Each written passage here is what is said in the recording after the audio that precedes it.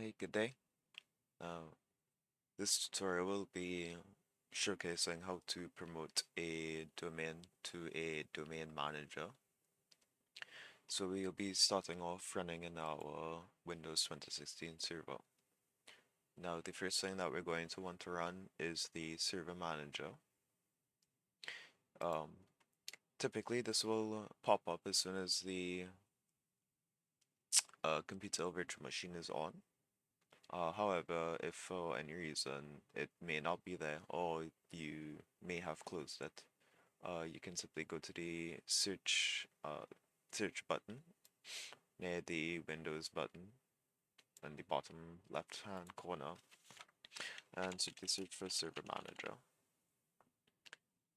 And this will be what it looks like. So simply click on it and it will pop up.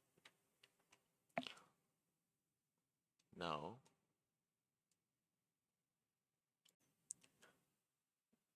to begin the process, the first thing we want to do is click Add Roles and Features. Uh, this window will pop up and it will give us a set of instructions, giving us some suggestions on things that we should do before before we continue promoting the domain to domain manager. If you need to go through this process, you can simply click the study remove roles and features wizard, um, hyperlink it. This will make the process for that quite easy, much easier. Afterwards, go ahead and click next. And you will want to ensure that the installation type will be role-based or feature-based installation. Click next. And we will want to select a server from the server pool. In this case, it will be our Windows Server 2016.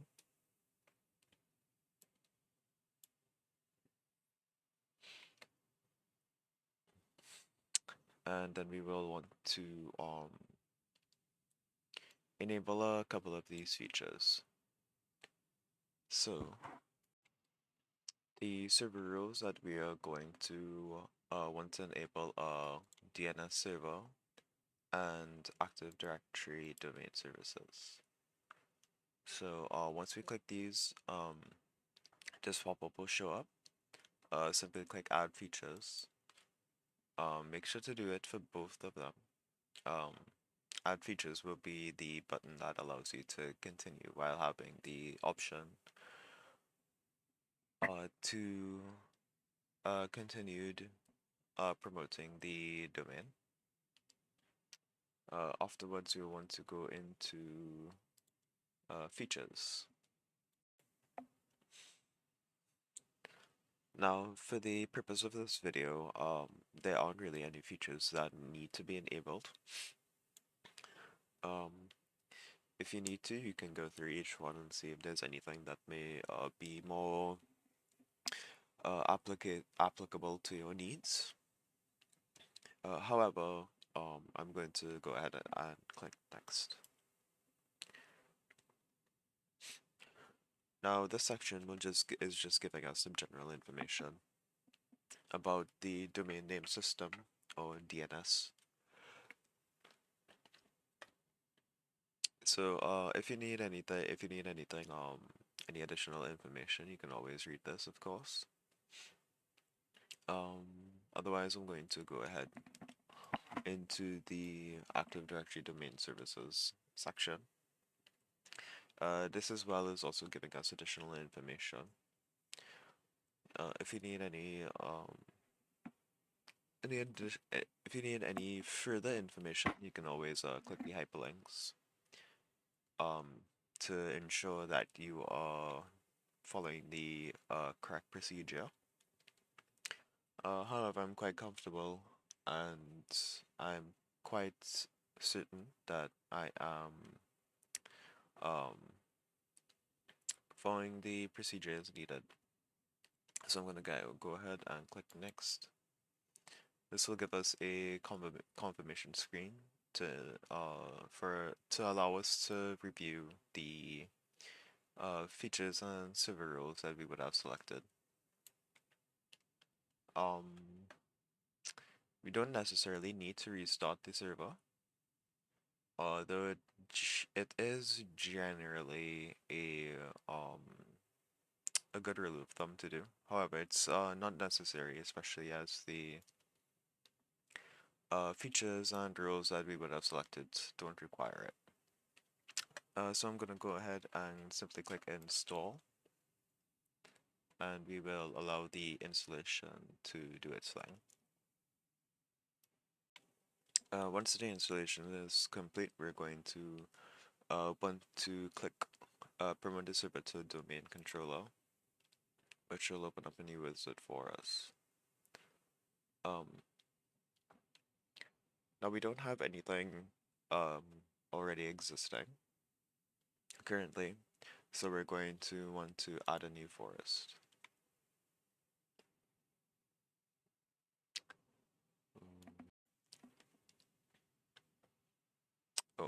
Oh, but as you can see, I got an error. That the server is going to require a restart. This isn't typically isn't due to the installation, but it may be due to I do believe an update was running in the background. So, 1 second.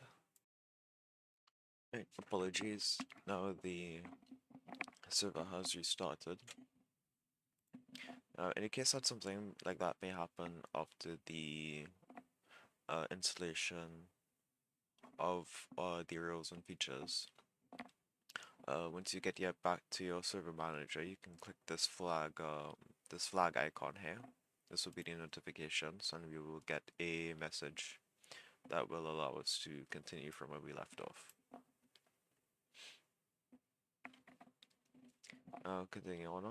Continuing on, as I said, we're going to want to add a new forest, as we don't already have one existing. For the root domain name, this can be essentially anything that we want. Now, of course, we're going to want to make sure it's something that is informative in its name and functional. Something that we will be able to remember. So for the purpose of this, um, I'll simply name it Windows Tutorial .com, and go ahead and click next.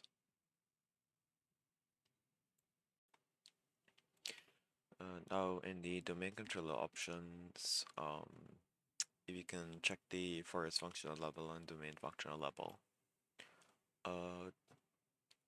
For the purposes of this tutorial, all Windows 2016 is more than fine.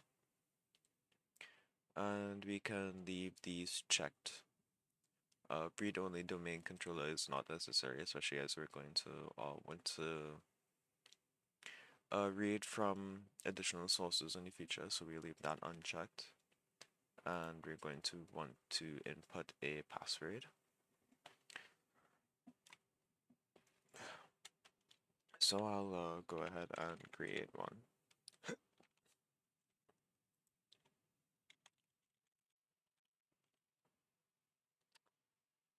Should fit the criteria.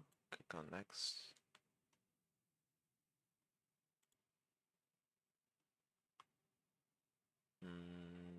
Okay. So ensure that it is a strong password.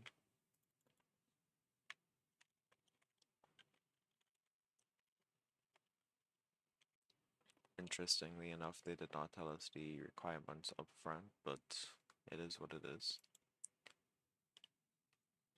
Now you may see this pop up at the top. If you want, you could go ahead and click on the show more. But as you can see, it's not really a problem, especially as you can read at the end there. No action is required. Otherwise, you can go through the message and see if there's anything that you may want to change. Otherwise, it's not really necessary for us. Now we're going to want to leave this unchecked as it's not needed for the purposes of this video. So I'll go ahead and click next.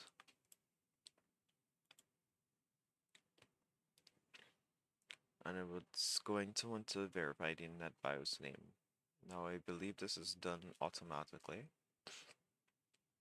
Yep, it is based on the where did I have it?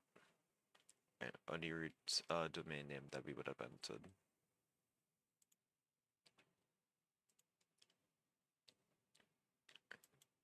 Go ahead and click on next.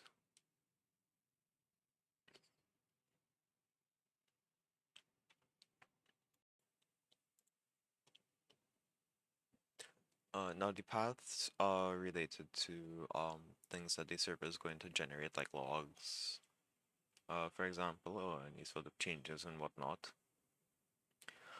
Generally, it's best practice to have these in their own, have each of these in their own designated folders. So, right, so for the logs, for example, let's go here.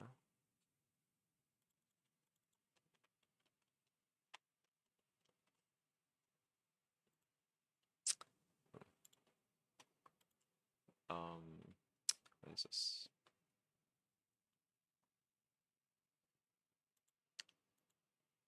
Alright, I'll just make a new folder in documents for now and put logs.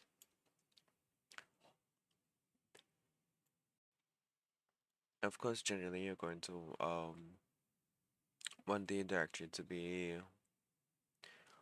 somewhere specified. Somewhere specified and central for all of these things, but for the purposes of this video, it won't be necessary. But essentially, you can configure these as you see fit within the file manager. So go ahead and click on next. Here will be the review options based on the configurations that we would have made. So if you want to double check that everything is correct and satisfactory to you, you can do so. Otherwise, we can click on next to do a prerequisites check.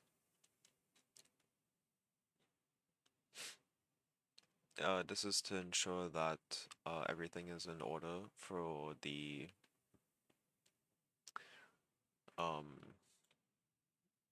rules that we would have put in place. Now, of course, if you want to get any of these checked through, you can always check go through the links that they may show. But in our case, all prerequisite checks were passed, so no further action is really necessary. So I'll go ahead and click on install.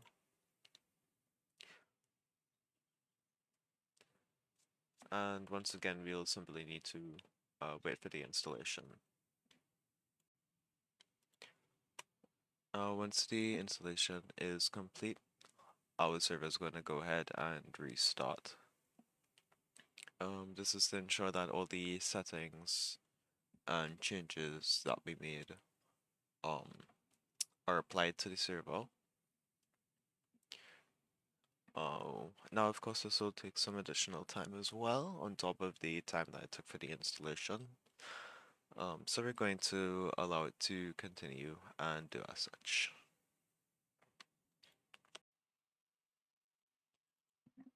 Now once all the settings and features and whatnot have finished applying, once the system restarts, we'll see that our domain is set up here. So go ahead and type in the password that you would have created for it and proceed.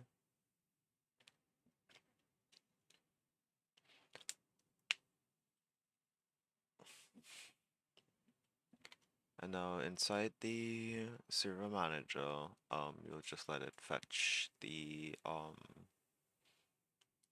everything within the settings. Right, and as you can see, the Active Directory, Active Domain Directory service and the domain name service um, are active. So that's a good sign. Go ahead and minimize this. What we're going to want to do is go into the network and sharing center. All we're going to do is ensure that the settings are all as they should be. So here, for example, the Internet Protocol version 4 is enabled, which is exactly how we need it. And then we want to go into change advanced sharing settings. And we're going to want to ensure that for private, network discovery is on, and for the domain, especially, network discovery is on for this as well. So go ahead and save the changes. And then we're going to want to turn over to our client. Now, right, now with any client, we're going to want to do the same thing.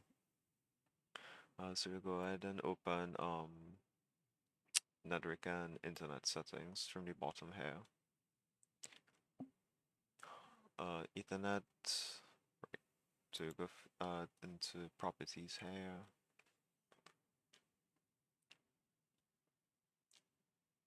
Okay, right.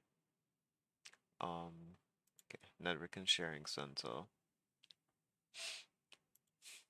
We'll do the same thing that we did before and show that everything is enabled, which it is from IP version 4, so that's fine.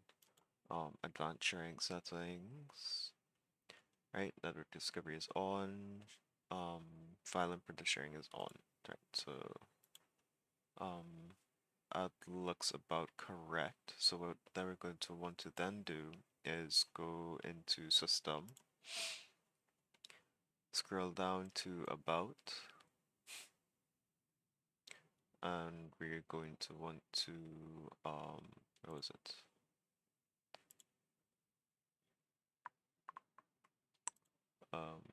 Right, rename this PC Advanced, which is this setting right at the bottom here.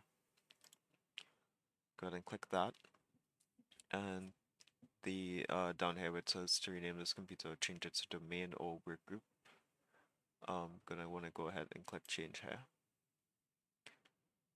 and we want to ensure you want to switch over that the computer is a member of the domain, which will be Windows tutorial.com. That's what I had set it as. Press OK. Right, and change it over to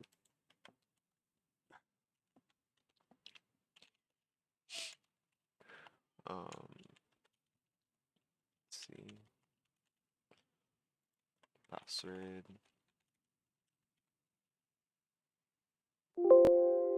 and right, perfect. Good. So it just needs to restart, and we'll let it do as such. Restart now. And once you have logged back in, if you have our cursor over here, we can see that the client is connected to the domain. What we can also do is we can go open the network settings. Right, as you can see, again, connected to the domain.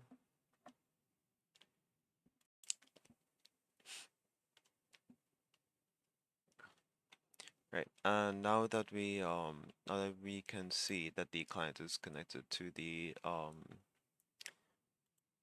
server, that would essentially conclude the tutorial.